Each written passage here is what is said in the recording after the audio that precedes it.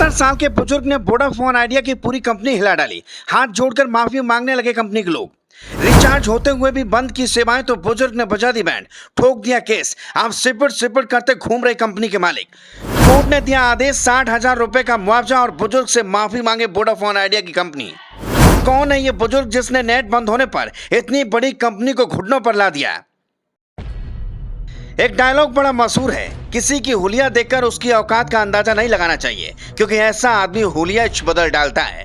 मतलब ये कि आज के जमाने में कभी किसी व्यक्ति को हल्के में नहीं लेना चाहिए, क्योंकि वो कब अपना असली पावर दिखा दे कोई नहीं जानता। अब यही देख लो, एक 70 साल के बुजुर्ग ने वोडाफोन आइडिया की पूरी कंपनी हिला डाली। खुद कंपनी के मालिक उससे माफी मांगने लगे और बजट थी बुजुर्ग के मोबाइल में प्लान होते हुए भी बस नेट नहीं चल रहा था। अब यह मामला सोशल मीडिया पर चर्चाओं में है।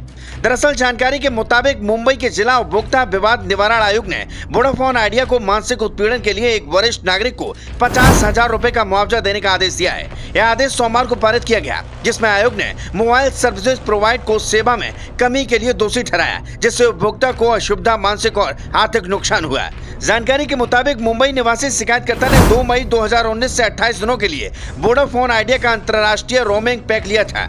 इस प्लान में असीमित कॉल और 5.2 GB डाटा की सुविधा थी। शिकायतकर्ता ने केन्या की यात्रा के दौरान इस प्लान का इस्तेमाल करना शुरू किया और 75% डाटा का उपयोग किया। इसके बाद वो जिम्बाब्वे के विक्टोरिया फॉल्स गए, जहां उन्होंने यह मानते हुए डेटा का इस्तेमाल किया कि यह क्षेत्र पैक में शामिल है। हालांकि उन्होंने वोडाफोन आइडिया की ओर से कोई सूचना या चेतावनी संदेश नहीं मिला कि यह क्षेत्र पैक के अंतर्गत नहीं आता। 120 MB डेटा उपयोग करने के बाद बिना किसी पूर्व सूचना के उनकी मोबाइल सेवा को अचानक रोक दिया गया और कंपनी ने फिर उन पर 72,419 रुपए का भारी शुल्क लगा दिया।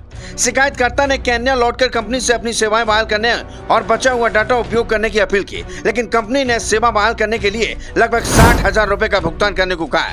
शिकायतकर्ता ने ट्राई और अन्य अधिकारियों से मदद मांगी, लेकिन कोई उत्तर नहीं मिला। लगभग 40 दिनों तक सेवा बंद होने के बाद शिकायतकर्ता को मजबूरी में 86,290 रुपए का बिल भरना पड़ा। वोडाफोन आइडिया का तर्क था कि शिकायतकर्ता को यह जानकारी थी कि रोमिंग फ्री पैक केवल 77 देशों में ही लागू है और जिम्बाब्वे इसमें शामिल नहीं था, इसीलिए उन्हें मानक पर शुल्क लगाया गया। आयोग ने माना कि शिकायतकर्ता को केन्या लौटने पर रोमिंग फ्री पैक वाला लाभ देने का अधिकार था, क्योंकि उन्होंने 28 दिनों के लिए 5,999 का एक पैक खरीदा था और पूरी डेटा सीमा का उपयोग नहीं किया था। आयोग ने कंपनी को शिकायतकर्ता को सेवा बहाल करने में विफल रहने और गलत तरीके से सेवा बंद करने के लिए दोषी ठहराया, जिसको लेकर आयोग ने सेवा प्रदाता को 50,000 रुपए मानसिक उत्पीड़न और 10,000 रुपए शिकायत दर्ज करने की लागत के रूप में देने का आदेश किया है। मतलब कुल 60,000 रुपए मुआवजे के तौर पर दिया गया। अब ये मामला हर तरफ चर्चाओं में है। Bureau report.